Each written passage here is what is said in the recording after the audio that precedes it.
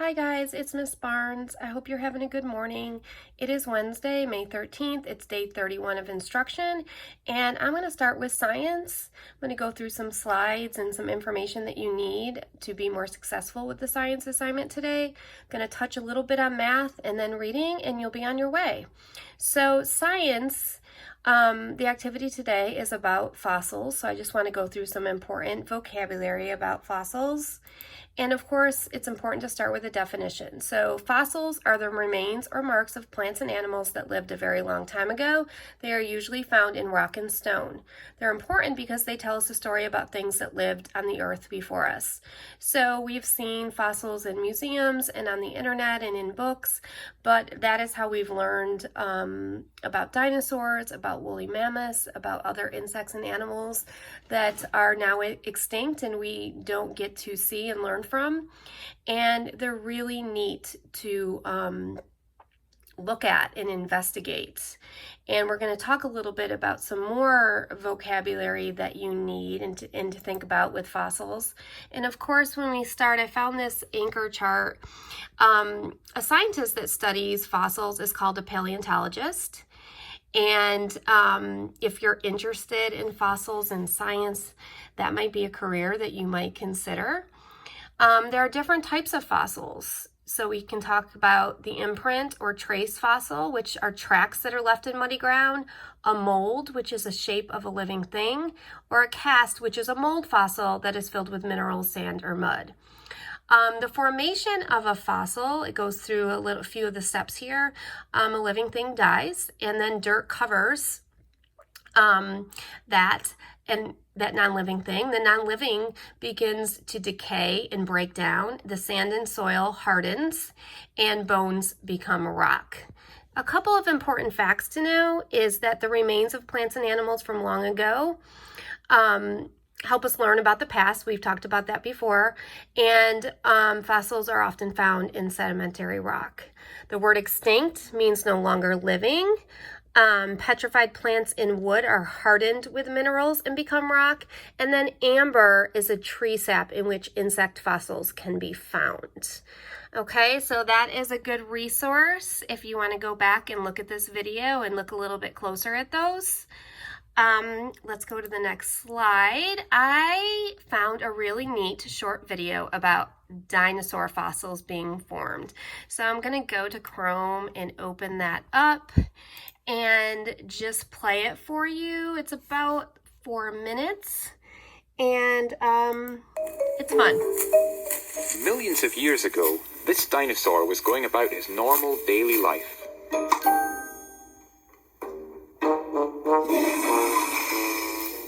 But his day went from good to bad.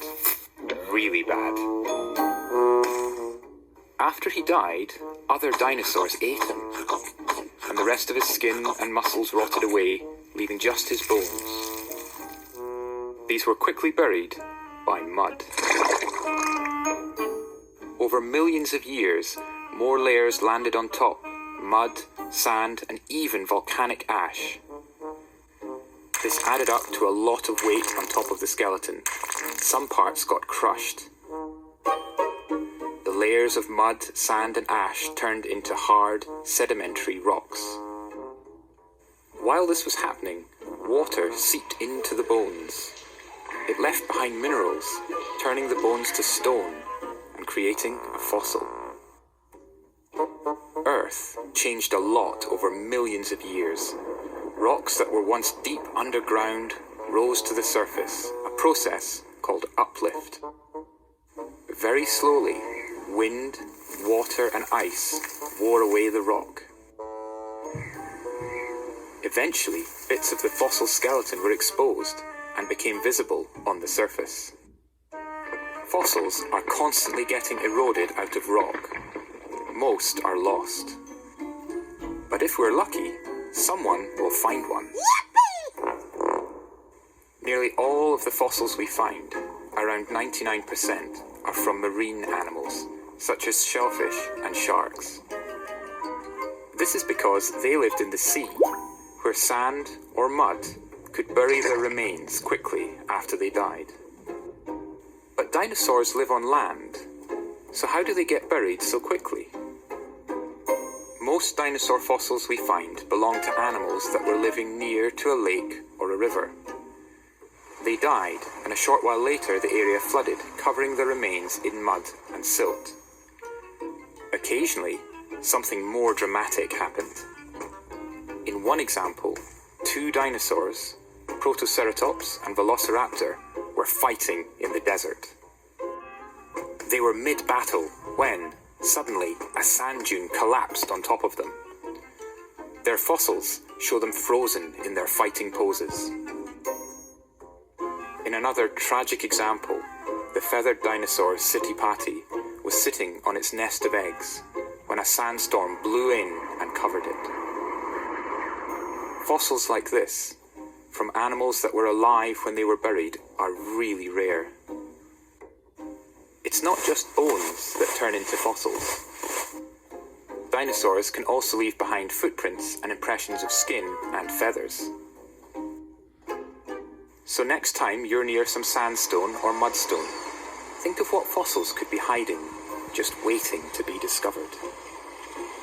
It probably won't be a dinosaur fossil, as they're so rare, but it could be a prehistoric sea creature like an ammonite, which went extinct at the same time as dinosaurs many millions of years ago. Okay, I thought that was kind of a fun video, especially the boy yelling woohoo when one was found. So, and it just gives a short description of how dinosaur fossils form. So let's go back to our slides, and I want to just go through the science assignment with you and what it asks you to do, okay? So you use this book on Epic called Buried in the Backyard, and there's a picture of the cover on this slide, and you record the title of the book, the author, the main characters, the setting, and the problem in the story, and what happened that changed everything. I think it's easiest, of course. I know I have some kids that do assignments on paper, and then like take pictures, or their parents take pictures and send it to me. You can use that. You can put this. My kids can do it on a Google Doc and share it with me. If you have any questions about how to do this assignment, or where to do it, and how to share it with your teacher, please talk to your teachers about that. I don't know exactly how your teachers want it shared, but those are some of the ways my kids do it, and that's fine with me.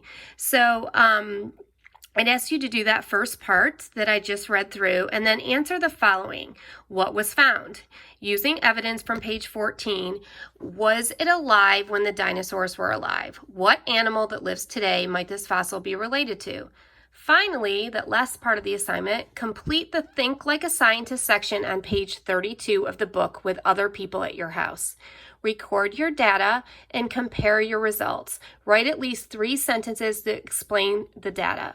So, again, this is the book you're using for all parts of this assignment. Page 32 of this book is called Think Like a Scientist, and that is the last part of the assignment. This assignment's a fun one, but I wanted to go through some of the important vocabulary with fossils before you start. Okay, I just want to touch base on math. Math today is area and perimeter review.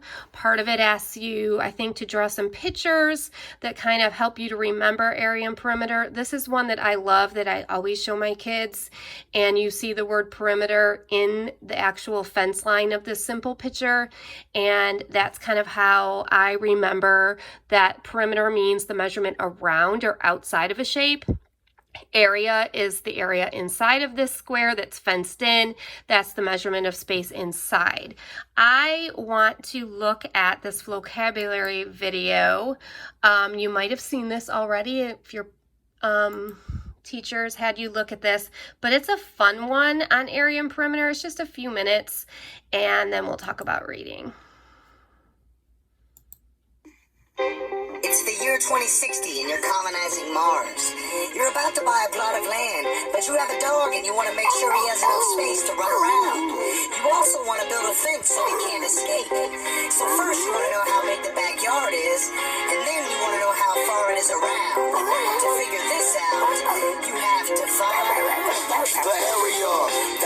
space inside. For a rectangle, it's length and width are multiplied. And perimeter, the distance around a shape. Just add the sides together and then you'll be great with the area. That's the space inside. For a rectangle, it's length and width are multiplied. And perimeter, the distance around a shape. Just add the sides together and then you'll be great. Yeah, here I am on Mars, trying to find out the size of my backyard. Well, it's a rectangle, right? So what if we cut it into squares of the same size that are 1 unit long by 1 unit wide? These are called square units. Add them all up, surprise! You got 72 square units, or feet, cause that's the unit we're using. But who has time to count squares? Length times width is the quickest way to get there. Yeah, that's how you find the area. A nice little formula that'll take care of you. And I need to hurry cause my dog is starving. Let's find the area so I can feed Marvin. My yard is 9 feet long by 8 feet wide. I get the area when I multiply each side. And 9 times 8 is 72. But here's another way for you to think it through. Basically, you take the rows, column, and figure how many square units fit inside of those. Yo, my backyard is wide, 8 feet. So that's 8 rows with 9 square units in each. So multiply the 8 rows by the 9 square units, you get 72. Yup, you knew it. The area, that's the space inside. For a rectangle, its length and width are multiplied. And perimeter, the distance around a shape. Just add the sides together and then you'll be great with the area. That's the space inside. For a rectangle, its length and width are multiplied. And perimeter, the distance around a shape. Just add the sides together and then you'll be great. Now I've got my area for my yard on Mars, and there's plenty of room for Marvin to live large. But now I need a fence, cause I heard the animals on Mars could be intense.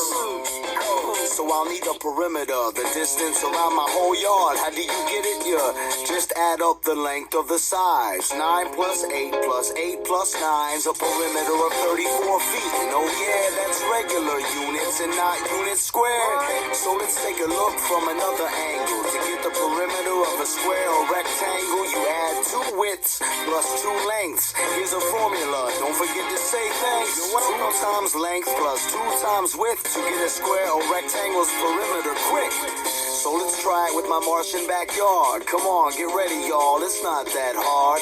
2 times the length of 9 is 18. And 2 times the width of 8 is 16. And 16 plus 18 is 34. Now if I could stop Marvin from making a dirty floor. Ooh, come on, Marvin. Seriously. Okay. I just think vocabulary, I know I used it a lot in my classroom. It's just fun. I like putting things to music and it helps me to remember. So I hope you've enjoyed vocabulary this year. Reading marathon. For our reading assignment today, it is a reading marathon, but there is an alternative that I'll talk about in a second. If you choose to do the reading marathon, try to read it for at least 45 minutes. If we were in school during this period of time, especially up until the EOG, building stamina and being able to read for an extended period of time to stay focused and to be using those strategies that you know to help you to read and really be that great reader that you are, is important that we build that stamina up and that we're able to read for that extended amount of time. Because if we were to have taken the EOG this year, and you will have end of grade tests moving forward, they are longer tests, and it's important that we practice building up our stamina as we read. The alternative assignment that is in the Phase 4 plan is a ReadWorks assignment. It's called The Moon and the Sun. You can log on to ReadWorks and choose at least 4 articles from the set to read. So these are a set of articles. Take notes while you read to complete tomorrow's alternative assignments. So make sure when you go into the Phase 4 plan, you will see both the reading marathon listed and the alternative. Make sure you're reading through those carefully. Again, you're supposed to choose at least 4 articles from the set to read and take notes, because that would help you to complete tomorrow's assignment. If you have any questions, of course, talk to your teacher. I hope everybody's doing really well. I know this has been a strange situation, and now we're 2 months into this online learning. I hope everybody's staying healthy, and just know that we miss you and love you, and we'll see you hopefully soon. Take care. Bye.